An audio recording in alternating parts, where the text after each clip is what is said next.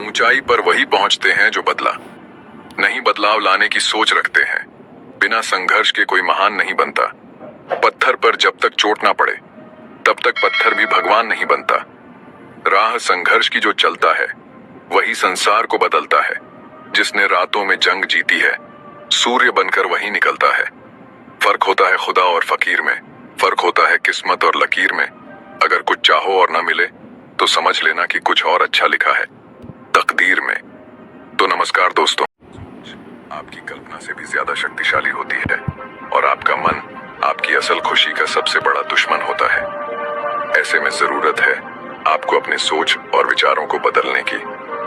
गुरु यह सब बोल ही रहे थे कि तभी एक शिष्य खड़ा हुआ और उसने गुरु से कहा, गुरुदेव, अगर दुख दर्द महसूस करने से बचने का तरीका है तो फिर दुनिया में इतने सारे लोग दुखी क्यों हैं? गुरु ने कहा, इसका कारण है दुखी रहने वाले लोगों का मन। जी हाँ, इस संसार के हर इंसान के दुख का कारण उसका मन है और जिसकी मानसिकता सही नहीं होती वह बाकी लोगों की तुलना में ज्यादा दुखी और चिंतित रहते हैं। अब यह आप पर निर्भर करता है कि आप अपने मन को अपना दोस्त बनाना चाहते हैं या फिर अपना दुश्मन। आप किस तरह किसी परिस्थिति का सामना करते हैं यह सब आपकी आदत और मानसिकता पर निर्भर करता है। इस दुनिया के हर सवाल का जवाब आपके ही अंदर छुपा है। इसे आपको अपने आसपास के लोगों में ढूंढने की जरूरत नहीं है। दुख दो तरह के होते हैं, शारीरिक और भावनात्मक। शारीरिक समस्याओं से पूरी तरह से बच पाना तो असंभव है, क्योंकि किस समय आपके साथ क्या होने वाला है इसे आप नियंत्रित नहीं कर सकते हैं। लेकिन भावनात्मक दुखों से बचा जा सकता है, जो पूरे तरीके से इस बात पर निर्भर करता है कि आप अपने भावनात्मक दुखों की तरफ कैसी प्रतिक्रिया देते हैं। आप या तो उस दुख को हद से ज्यादा महसूस करेंगे या फिर उसके पार चले जाएंगे। चुनाव आपका है। संक्षिप्त में कहें तो आपके भावनात्मक दुख का कारण किसी घटना के प्रति आपकी प्रतिक्रिया पर निर्भर करता है। आपके भावनात्मक दुखों की शुरुआत तब होती है जब आप एक नकारात्मक स्थिति को अपने दिमाग में लंबे समय तक बैठा के रखते हैं। यानी वास्तविक दुनिया में वह परेशानी उतनी बड़ी नहीं होती है जितना बड़ा आप उसे ज्यादा सोचकर बना देते हैं। हर इंसान के जीवन में हर दिन बहुत सी बुरी चीजें घटित होती हैं, जिनका कुछ लोगों पर बहुत थोड़ा असर होता है, जबकि कुछ लोग बहुत उदास और तनावग्रस्त हो जाते हैं। यहाँ पर एक बात जान लीजिए कि हर घटना के बाद अच्छा महसूस करने और दुखी होने के बीच का फर्क इस बात पर निर्भर करता है कि आप उस परिस्थिति को कैसे संभालते हैं। अगर आपने जान लिया कि मन कैसे काम करता है तो आप यह भी जान जाएंगे कि आप खुशी पाने के लिए इसका इस्तेमाल कैसे कर सकते हैं, और इस तरह आप अपने भावनात्मक दुखों से हमेशा हमेशा के लिए छुटकारा पा सकते हैं। शिष्यों ने गुरु से अगला प्रश्न किया, गुरुदेव, इंसान के दुख का असल कारण क्या है? गुरु ने उत्तर देते हुए कहा, हमारे विचार बहुत शक्तिशाली होते हैं, इतने कि वह हमारी किसी भी सोच को वास्तविकता में बदल सकते हैं। दुनिया में ज्यादातर लोग खुद को और अपनी किस्मत को कोसते हैं कि आखिर वो इतने गरीब, बीमार और दुखी क्यों हैं, जबकि वह यह भूल जाते हैं कि वो आज जैसे भी हैं उनके खुद के बीते हुए कल के विचारों की वजह से हैं। पहले तो यह जानना जरूरी है कि नकारात्मक विचार वाले लोग होते कैसे हैं। असल में उनका जीवन निरर्थक होता है। वो हमेशा गुस्सा, डर, चिंता और अविश्वास में जीते हैं, जिसकी वजह से वो अक्सर अजीबोगरीब स्थिति में फंसकर गलत फैसले ले लेते हैं। इसके विपरीत सकारात्मक विचार वाले लोग खुशी, प्रेम, समृद्धि, सुख और सफलता को अपनी ओर आकर्षित करते हैं। उन्हें देखकर ऐसा लगता है जैसे सब कुछ उनके नियंत्रण में है। हाँ, निश्चित रूप से उनके जीवन में भी उतार चढ़ाव आते हैं, लेकिन वो फिर भी हर मिलने वाली चीज के प्रति शुक्रगुजार रहते हैं। अब जैसे दो लोगों की परिस्थितियां एक जैसी होते हुए भी वो अलग अलग महसूस करते हैं। जैसे एक व्यक्ति इस बात के लिए शुक्रगुजार हो सकता है कि उसके पास रहने के लिए एक घर है, वहीं दूसरा इस बात को लेकर दुखी हो सकता है कि उसका घर उतना बड़ा नहीं है जितना वो चाहता था। मतलब साफ है कि हमारी खुशी और दुख सीधे तौर पर हमारी सोच और नजरिया पर निर्भर करता है। हकीकत और उसके प्रति हमारा नजरिया दो अलग अलग चीजें होती हैं। बाहरी हकीकत सबके लिए एक होती है, जबकि इसके बारे में अलग अलग इंसान का नजरिया अलग अलग हो सकता है। चलो इसे एक उदाहरण से समझते हैं। एक नौजवान भिक्षु को ध्यान करते समय एकाग्रचित्त होने में परेशानी होती थी। हर बार ध्यान करते समय किसी न किसी कारण से उसका ध्यान भटक जाता था और वह काफी क्रोधित और निराश हो जाता था। शांति की तलाश में उसने एक दिन एक झील के बीचों बीच नाव में बैठकर ध्यान करने का निश्चय किया।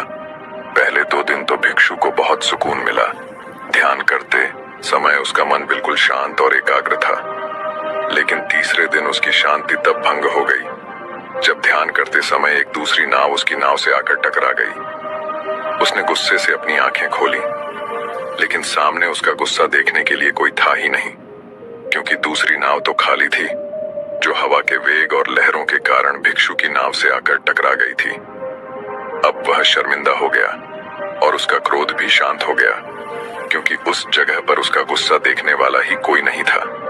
तब उसे समझ आया कि उसका ध्यान आसपास की घटनाओं के कारण नहीं, बल्कि उन घटनाओं के प्रति उसकी प्रतिक्रिया के कारण भटक रहा था। उसके हद से ज्यादा सोचने की वजह से भटक रहा था। आपके साथ जो कुछ भी घटित होता है वह कभी आपके दुख का असल कारण नहीं बनता, बल्कि आप उस घटना के बारे में कैसा सोचते हैं, कैसी प्रतिक्रिया देते हैं, वो आपके सुख और दुख को तय करता है। हमारी सोच हमारी भावनाओं को नियंत्रित करती है। अगर हम नकारात्मक सोचेंगे तो हमें बुरा लगेगा, और अगर हम सकारात्मक सोचेंगे तो हमें अच्छा महसूस होगा।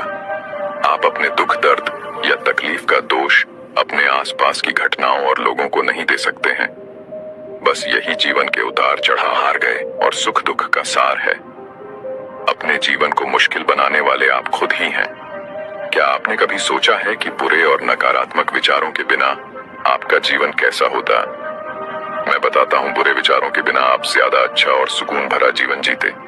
चिंता और दुख आपसे दूर हो जाते और आप हमेशा प्रसन्न रहते। ध्यान रहे, कोई भी घटना या परिस्थिति आपको दुख नहीं पहुंचा सकती। बस आपकी सोच ही आपके दुख का असल कारण होती है। शिष्यों ने गुरु से अगला प्रश्न किया। एक शिष्य ने पूछा, गुरुदेव, हम ज्यादा खुश और आजाद कैसे महसूस कर सकते हैं? गुरु ने कहा, हमारे दिमाग में एक दिन में लगभग 60,000 विचार आते हैं, जिनमें से लगभग 6,000 विचार तो अपने आसपास के लोगों को प्रतिक्रिया देने की वजह से आते हैं, और इन 6,000 में से भी लगभग 90% विचार नकारात्मक होते हैं।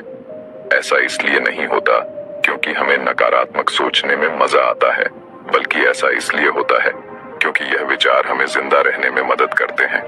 हजारों लाखों सालों तक इंसान गुफाओं और जंगलों में रहा है, ऐसी स्थिति में रहा है जहां उसके लिए कहीं से भी खतरा आ सकता था।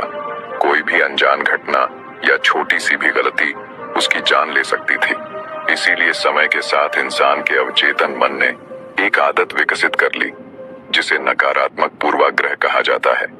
इस आदत के अनुसार इंसान का दिमाग किसी भी चीज या घटना का नकारात्मक पक्ष सबसे पहले देखता है, ताकि वह खुद को आने वाले खतरे से बचा सके। हजारों सालों से यह नकारात्मक पूर्वाग्रह इंसानों के जिंदा रहने और फलने फूलने में मददगार भी साबित होता रहा है। इसीलिए हमारे अंदर करो या मरो वाला स्वभाव सक्रिय रहता है। लेकिन आज के समय में यह नकारात्मक पूर्वाग्रह ज्यादा कारगर नहीं है, क्योंकि अब हम ऐसी दुनिया में नहीं रहते हैं जहां जिंदा रहने के लिए अब हमें संघर्ष करना पड़े। लेकिन फिर भी हमारे दिमाग का नकारात्मक पूर्वाग्रह वाला नियम हमें नकारात्मक पक्ष पर ध्यान देने के लिए मजबूर करता है और हमें खुश होने से भी रोकता है।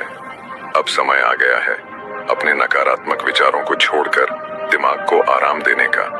माना कि इंसानों के नकारात्मक पूर्वाग्रह वाले स्वभाव ने उन्हें सालों तक जिंदा रखा है, लेकिन अब अपने दिमाग को खुशी हासिल करने में अपनी मदद करने दीजिए। और यही वह समय है जहां आपकी चेतना जागृत होकर आपको बेहतर और पूर्ण महसूस करने में आपकी मदद करती है। इसी के जरिए अपने विचार और भावनाओं के प्रति ज्यादा जागरूक होकर दुनिया को बेहतर नजरिए से देखने का मौका मिलता है। बहुत ज्यादा सोचना भी इंसान के लिए घातक साबित हो सकता है। यह सिर्फ आपकी चिंता और निराशा को बढ़ाकर आपको नकारात्मक सोच की ओर धकेलता है और आप सुरक्षात्मक स्थिति में चले जाते हैं। इससे बचने के लिए आपको अपना हर क्षण खुशी से जीना चाहिए और थोड़ी देर के लिए सब कुछ भूलकर सिर्फ अपनी चेतना का उपयोग करना चाहिए। इस तरह आप खुश और आजाद महसूस करेंगे। तो फिर आज इसी क्षण से यह सोचना बंद कीजिए कि चीज कैसी होनी चाहिए और यह देखना शुरू कीजिए कि वह वाकई में क्या हो सकती है। शिष्यों ने गुरु से अगला प्रश्न किया, सोच और विचार में क्या अंतर है? गुरु ने कहा, सबसे पहले तो आपके लिए विचार और सोच के बीच के फर्क को समझना बेहद जरूरी है। विचार इस ब्रह्मांड की रचना है जो कि हमारे पास जन्म से ही होते हैं और इन्हें बनाने के लिए हमें किसी बाहरी ताकत या शक्ति की जरूरत नहीं होती है। हमारे मन में हर दिन हजारों विचार आते हैं जिनमें ज्यादातर समय हमारा कोई नियंत्रण नहीं होता है। और दूसरी चीज है हमारी सोच, जिसका मतलब है अपने विचारों के साथ सक्रियता से जुड़ जाना। सोच के साथ आपके पास दो विकल्प होते हैं कि आप किसी भी विचार को या तो जाने दे सकते हैं या फिर उस विचार के साथ जुड़कर उसके बारे में और सोच सकते हैं।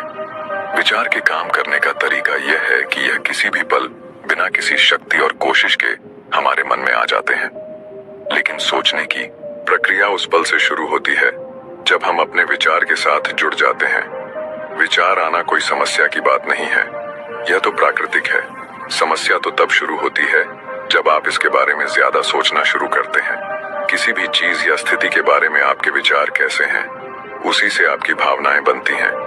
विचार और सोच तो संबंधित लेकिन पूरी तरह से दो अलग चीज हैं।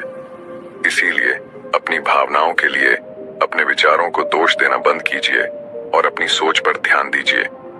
ये मान लीजिए कि आप अपने विचारों को तो नहीं रोक सकते हैं, लेकिन अपने सोच को जरूर बदल सकते हैं।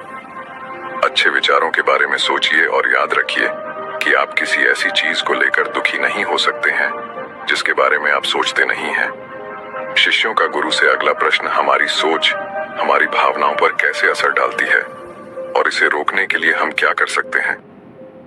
गुरु, नकारात्मक भाव